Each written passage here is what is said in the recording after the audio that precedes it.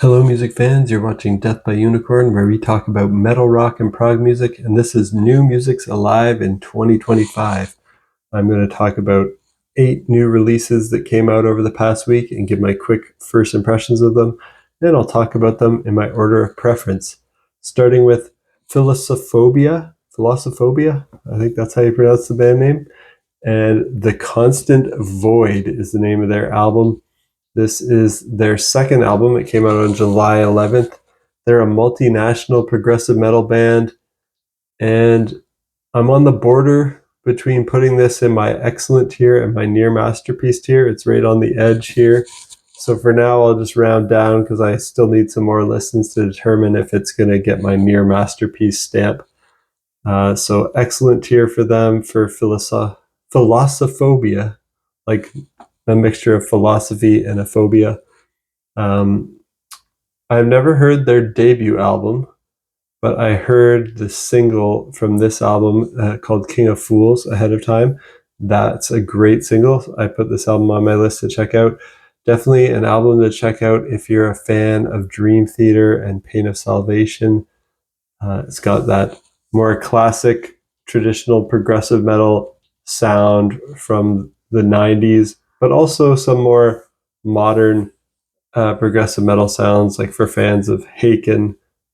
This album has a lot of great guitar shredding on it, really well done vocals, and it ends with an over 20-minute prog epic called The Forgotten Part 2. So if that sounds good to you, check out The Constant Void by Philosophobia. And next up, we've got an interesting one that came out on the same day, July 11th. Most of these came out on July 11th, but 2 of the ones I'm going to mention today came July 8th. But this one was put on my radar by the Seasons of Mist record label, and it's called Impureza. And that's the name of the band. And the album title is Alcázares. And this is the 3rd album by this French band. They're progressive technical death metal with flamenco and Spanish folk music influences. Kind of interesting that they leaned into the Spanish sound and Spanish influences, even though they're not a Spanish band, they're a French band. This one I'm putting in my excellent tier as well. They combine their flamenco style with crushing and technical death metal. They use mostly harsh vocals, but Impureza does have some great clean vocal hooks on the album too that are really well done and catchy. If you're a fan of Orphan Land, I think you might like this, because like how Orphan Land combines Middle Eastern folk into their death metal, these guys really brilliantly combine the flamenco and Spanish folk into their death metal in a similar way. And they're even a bit more technical than Orphan Land as well. They have some really tricky sounding guitar parts in particular. So if you like hearing kind of technical, and they're probably also heavier than Orphan Land. So if you want to hear like a more technical, more brutal, but equally brilliant blending of flamenco and Spanish folk music into death metal, this is where you should go and check out Alcázares by Impureza. Next up, let's talk about Sheev and their album Eight's Alchemist that also came out on July 11th. That's the band name is spelled Sheev. And this is their second album. They're from Germany. It's progressive stoner metal with progressive rock and sludge metal influences. And I'm also putting it in my excellent tier. And this is a band I never heard of before, but I checked out the track Martif ahead of time. It's a great track, so put them on my list. I really like every track here. One of the riffs in the track called Henry reminds me of Laid to Rest by Lamb of God, but I love Laid to Rest, so Henry's one of my favorite tracks from this album at the moment, if not my favorite. The guitars on this album by Sheev sound like a mix of Tool, Mastodon, Soundgarden, and Lamb of God. I like that they have that old school 90s and early 2000s sound to them, but it's still fresh and interesting and really fun to listen to. So if you like that, check out Eight's Alchemist by Sheev. Next up, now we're dropping down to my very good tier. I'm going to have Born of Osiris with Through Shadows, also on July 11th. It's the 7th album by this American band, and this is progressive melodic metalcore. It's very much djent inspired, some deathcore, some electronic and symphonic influences, but mostly melodic metalcore. And I was considering putting this in my excellent tier, but I went for very good. This band, Born of Osiris, they always have great riffs, they have heavy breakdowns, they have catchy hooks. I thought their last album was very good as well, but my complaint with Born of Osiris is a lot of their material is very samey. They don't push their boundaries too much. That's what's keeping them from being one of my favorite bands. They certainly have the talent to be on my favorites list. But this album is more of the same from them. If you like Born of Osiris, I think you'll like this. They're very solid, they're very dependable melodic metalcore that's djenty. And yeah, I did consider putting it in excellent because it's just really well done and flawlessly executed. And I enjoy it while it's on, but it doesn't call me back. So I'm leaning to very good instead. Next up, this one came out on July 8th, and it's by Tom Galgano, and the album's called Sleepwalking in a Strange Land. So this is going to be my first non-metal album that I'm talking about today. This one is a debut solo album, and it's progressive rock. I'm putting it in my very good tier as well.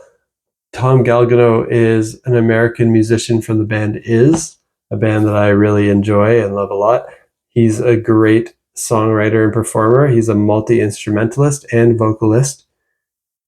The stuff that you're going to hear on his solo album here, it's not as good as the best Is music, so I'll just get that right on the table. But it is still very good and enjoyable. It's an enjoyable release. Just nothing that's going to keep me coming back as much like the band Is would when they're all together. So I think the band helps bring out the best stuff in Tom Galgano. Maybe these were kind of like tracks that he wrote that didn't quite fit in with the band or didn't make the cut to make it onto the band's album. Not sure. That's just maybe my gut feel here. But definitely still check this out. If you're a fan of Is, it's like a less progressive, more straightforward and melodic version of an Is album. So if you like Is and you like melodic music, then you will probably like Sleepwalking in a Strange Land by Tom Galgano. And next up, still in my very good tier, I'm going to talk about a band called Floating and their album Hesitating Lights. This came out on July 11th. The second album by this Swedish band, and this is progressive death metal with post-punk influences. Yeah, also my very good tier. I heard the track Still Dark Enough ahead of time, but otherwise this band's completely new to me. I've never heard anything before I listened to this whole album. Still Dark Enough is an interesting track. They have an interesting style, so that's what made me put them on my list. But it is very brutal, probably the most brutal thing on this list. Brutal death metal vocals on this one. You have to be ready for that. This is intensity. It packs a punch. So if you're looking for something like that, this might be the best thing that I mentioned today for you. But for me, I think it focused maybe too much on that and not enough on finding some variety and finding some hooks and something that will keep me coming back. But if you just want a brutal, intense journey, check out Hesitating Lights by Floating. And it's an interesting, unique sound too. They don't sound like every other band that's doing that. Hard to really describe. I think you should definitely check this out. Hesitating Lights by Floating. Now we're going to move to my good tier down from very good, and I want to call out Crown Lands. They put out I guess it's an EP called Ritual 1 on July 8th. Now, this is a band from Canada, and I really love this band, but this album, or this EP, is very different from everything they've done so far. This is more of a instrumental ambient EP. Now, they're usually more of a progressive rock band. This still, you can hear the hints of progressive rock, and you can hear some world music influences, but it's mostly instrumental ambient. It's good. It's almost 29 minutes, so it's fairly lengthy for an EP, and it kind of came out of nowhere. Crown Lands is a Canadian band that I really enjoy. Part of what makes them great, though, is their rocking sound, and their vocals are really good. And this EP is soft instrumental ambient music, so it lacks the rock, it lacks vocals, but it is very cinematic. It's hardly rock or prog music at all. It sounds more like a kind of indigenous native ceremony or ritual. It heavily focuses on kind of nature sounds and field recordings and percussion. It's not your typical rock drum set sound or anything. I don't know exactly what instruments are used. I didn't look that up, but like maybe things like bongos or like wood blocks and stuff like that. There's the odd guitar. There's some things that sound like flutes or something like that. And it's good. It's nice music while it's on, but it's more like sleeping music or meditation music or some kind of ceremonial music. I'd prefer they make some more rocking music with vocals. Their announcement when this came out said that they've now signed to Inside Out Music, so big congrats to Crown Lands. They're a Juno award-winning group, and they are poised to take the next step in their journey. They're just a duo made up of vocalist and drummer Cody Bowles and multi-instrumentalist Kevin Como. I don't remember how to pronounce his name. And they're working on their third studio album right now. So this news is really exciting to me. But first, they're actually going to release a pair of instrumental albums called Ritual 1 and Ritual 2. So far, just Ritual 1 is out. I'll definitely still check out Ritual 2, but I'm expecting it'll be kind of more of the same in this style. So I probably won't like it as much. Like, I'll think it's good, but it just won't call me back. And both Ritual 1 and Ritual 2 are layered with drums, synths, various bits of percussion, and create a complex tapestry of music unlike anything they've created before. So that was their statement. So there's going to be another one of these coming. I'll definitely check it out, but I'm a lot more keen on hearing the real third studio album by Crown Lands where they actually bring out vocals and they bring the rock. But if you love Crown Lands, or if you will like kind of instrumental ambient music, definitely check out Ritual 1 by Crown Lands.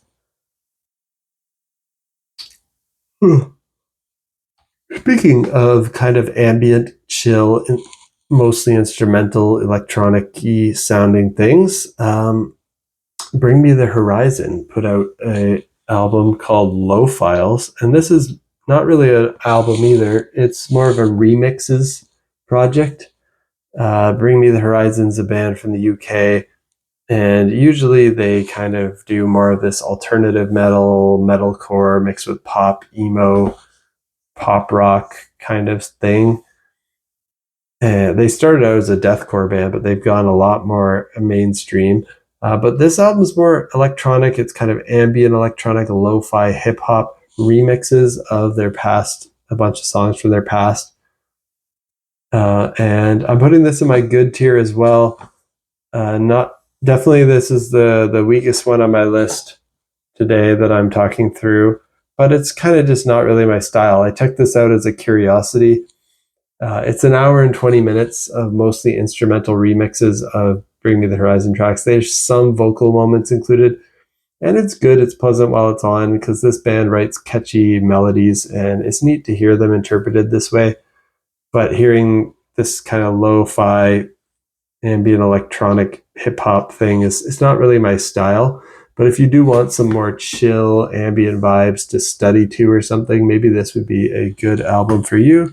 So that's Low Files by Bring Me the Horizon. And that's it for my first impression on these. What did I say? 8? I think that was only, I guess that was 8. Yeah, these 8 albums: Philosophobia, Impureza, Sheev, Born of Osiris, Tom Galgano, Floating, Crown Lands, and Bring Me the Horizon. What did you think of these albums? Have you heard any of them? If you have, let me know your thoughts on the ones you've heard down below. Did I inspire you to check any of the other ones out? I'd also like to know if you do check them out and you enjoy them, or you hate them and you think I'm crazy for talking about them. And did anything else come out recently that you think I might enjoy? Also, let me know. I'm always looking for new music.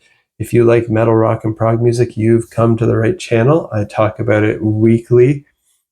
Weekly, I post my first impressions of new stuff that comes out.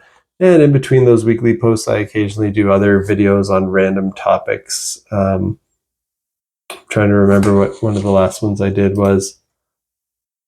Well, recently I put up my top 25 albums of the year 2025 so far. So that's a good one. I often post album release radars. So before a month starts, I say, here are the albums that are coming out that month. And sometimes I react to other lists on the internet, like the Prog Report's list of best prog epics. I react to some Loudwire lists, or sometimes I even talk about classic prog rock stuff. I've been very focused on new stuff on my channel that's been coming out lately, so that's probably what I'm best for, is keeping you in the loop on new music as it comes out. And in that vein, in about a week's time, I'll be talking about new music from Styx, Darren Malakian and Scars on Broadway, Darko, Abigail Williams, Slaughter to Prevail, Mawiza. Really excited to check out all of those releases. So if you're interested in hearing my first impressions of those, hit that like button, hit that subscribe button, and stay in the loop on when I post new videos. Peace out.